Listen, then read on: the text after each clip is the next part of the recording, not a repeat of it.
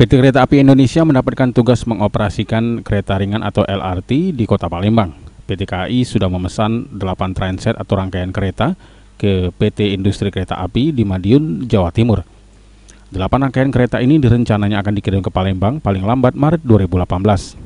Rinciannya, satu rangkaian kereta terdiri dari 3 gerbong. Kereta LRT Palembang yang dibuat PT Inka ini mampu menampung jumlah penumpang yang cukup banyak. Total dari rangkaian semua kereta membawa penumpang maksimal 400 penumpang satu kali jalan. Adapun dari 8 rangkaian kereta, setiap 30 menit sekali kereta berjalan, satu berangkat dan satu pulang. PT KAI selaku operator LRT nantinya juga diamanahkan mengelola tiket LRT setelah pasca event Asian Games 2018. Untuk tiket belum ada harga pasti, namun Menteri Perhubungan memberi isyarat tidak akan lebih dari Rp12.000.